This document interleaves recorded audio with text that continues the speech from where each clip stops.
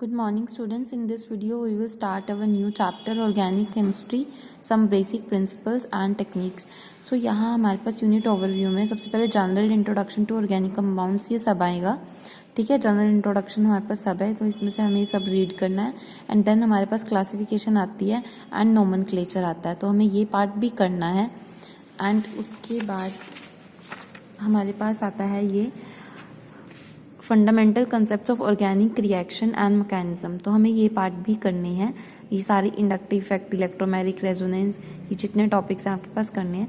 यहाँ से purification, qualitative analysis and quantitative analysis are not the part of our syllabus. So ये हम नहीं करेंगे इन तीनों में से कुछ भी. यहाँ तक का हमें पूरा पार्ट करना है. सो सबसे पहले हमारे पास जनरल इंट्रोडक्शन का पार्ट है कि what is organic chemistry. I have marked the lines which you have to learn. So organic chemistry हमारी क्या होती है? Compounds like urea and sugars, oils, fats, ये सब compounds जो कि लिविंग ऑर्गेनिज्म से आइसोलेट किए जाते हैं, उन कंपाउंड्स को हम ऑर्गेनिक कंपाउंड्स कहते हैं. एंड केमिस्ट्री की वो ब्रांच जो इन कंपाउंड्स की स्टडी करती है उसको हम ऑर्गेनिक केमिस्ट्री कहते हैं. On the other hand the compounds which are isolated from non living sources isolate किए जाएंगे, वो सारे के सारे इनऑर्गेनिक कंपाउंड्स होंगे. एंड केमिस्ट्री की वो ब्रांच इनऑर्गेनिक केमिस्ट्री के नाम से है. ठीक है.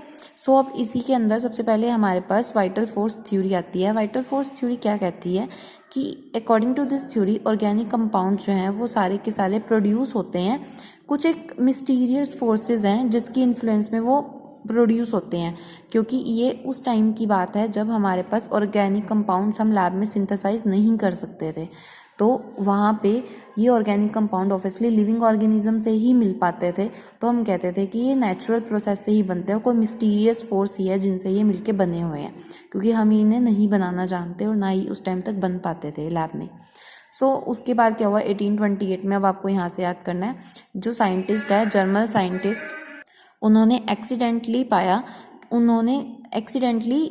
लैब में यूरिया की फॉर्मेशन करी, प्रिपरेशन करी यूरिया की, और वो गलती से ही हुई. वो कुछ और रिएक्शन कर रहे थे, but by the double displacement reaction of his reactants वो कैपेबल हो पाए यूरिया प्रोड्यूस करने के. सो ये उनके पास कुछ कंपाउंड्स थे, ammonium chloride and potassium cyanate की रिएक्शन उन्होंने जब की तो डबल डिस्प्लेसमेंट रिएक्शन करके अमोनियम साइनेट मिला. एंड जब उन्होंने उसको रखा, ये इनऑर्गेनिक कंपाउंड सिंथेसाइज कर रहे थे वो, इस इनऑर्गेनिक कंपाउंड्स को जब उन्होंने हीटिंग की तो वो अपने आप रीअरेंज होकर यूरिया बन गया. दैट मीन्स ऑर्गेनिक कंपाउंड भी सिंथेसाइज कर सकते हैं हम इनऑर्गेनिक कंपाउंड्स की हेल्प से लेबोरेटरी के अंदर. सो यहाँ से वाइटल फोर्स थ्योरी जो थी उसकी ये लिमिटेशन आ गई कि ऐसा नहीं होता कि मिस्टीरियस कंपाउंड है, मिस्टीरियस फोर्सेस से ही, वाइटल फोर्सेस से ही बनते हैं. जब हम लैब में एक बना पा रहे हैं तो हम और भी बना पा सकते हैं. सो ऐसे ही हरमन कॉब ने भी 1845 में एक और compound acetic acid organic compound synthesise